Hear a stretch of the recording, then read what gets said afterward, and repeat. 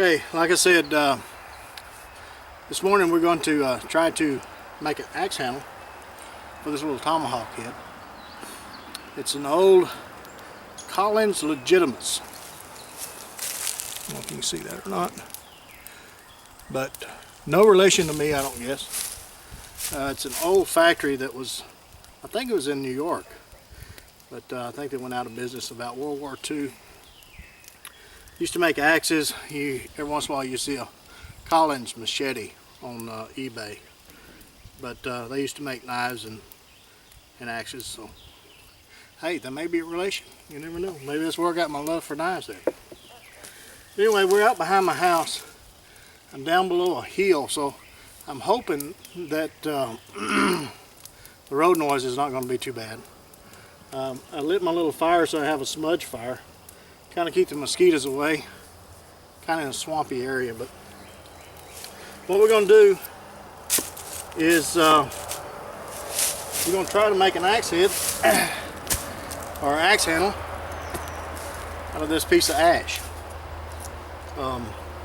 So let me get to busting here and see what we can come up with. I like to kind of keep the curve here in the natural curve in the grain. So let me see what we're going to do here. I got my Wetterlings, small forest axe. Love it, wonderful tool.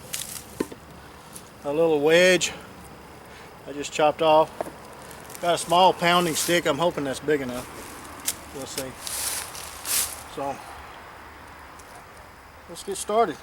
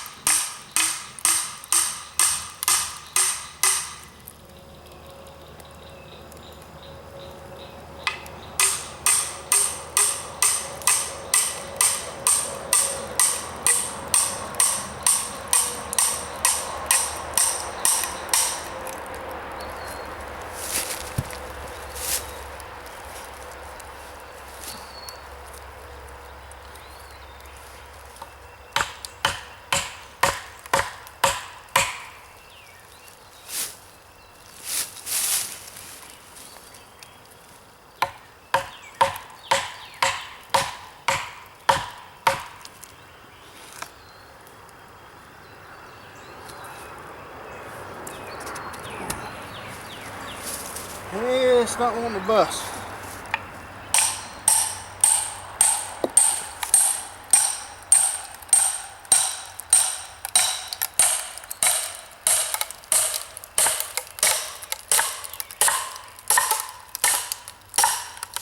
There it goes. Just had a little bit more persuasion on it.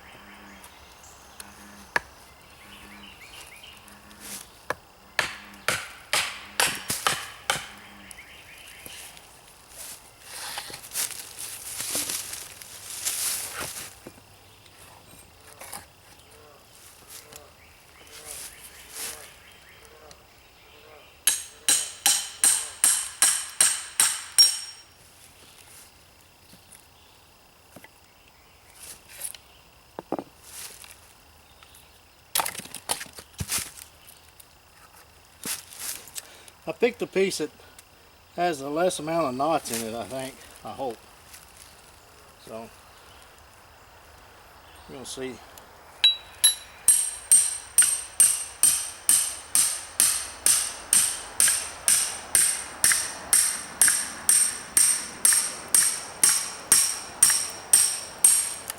Thing is, with wood, you never know what you're going to get. You just got to bust into it and see what happens.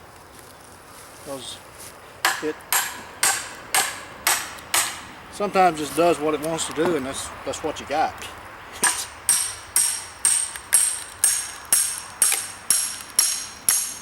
Basically, you just got to finesse it sometimes to get what you want.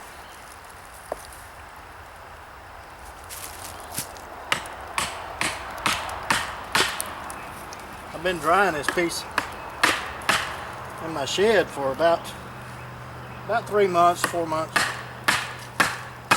So it should be dry enough. There's a knot there.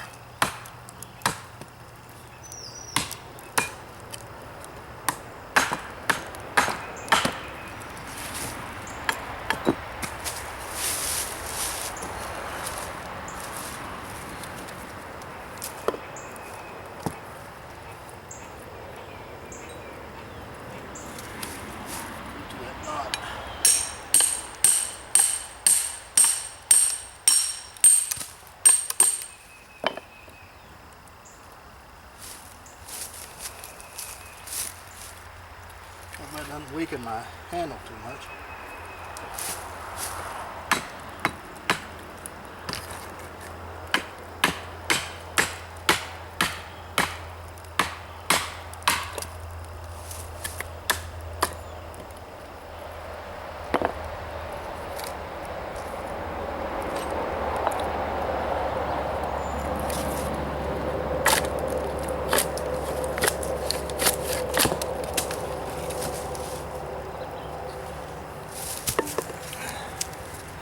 Okay, that's what we got.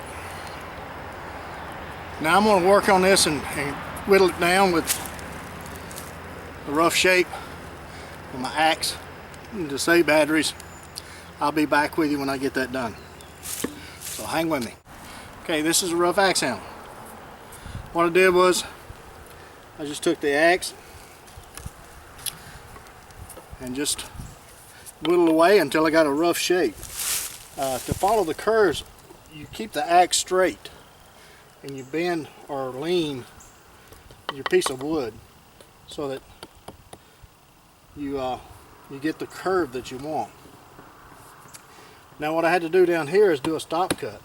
So I just chopped out right there so I didn't bust it all the way out. It just kind of gives me a little handhold so that it doesn't slip out of my hands.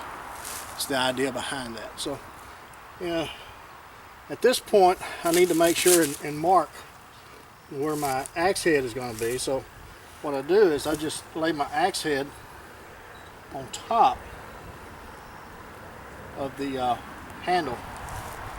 And since we're saying that this is a repair in the bush, most of the time we don't have a magic marker with us. But what we always got is a fire. So I just took a piece of charcoal out of the fire there. Just going to do a rough outline.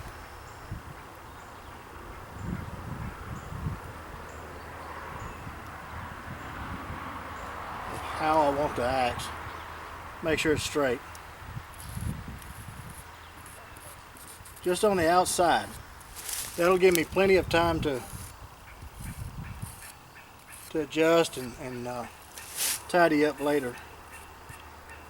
It's easier to take it off than it is to put it back. So basically what I end up with is that.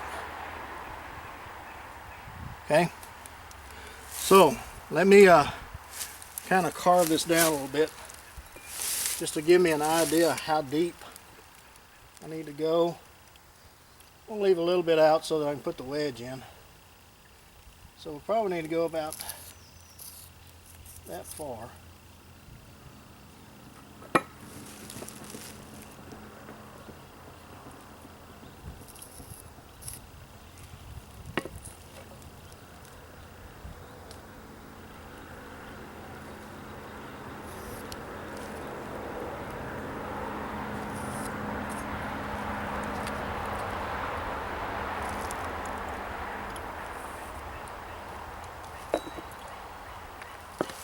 Okay, so that's what we got. We need to take it out from there. So since we're down to the finesse a little bit, then I'm going to use my personal bushcraft knife. WC knives, wonderful tools. Need to get you 1, 2, 3, 4, however many you can stand.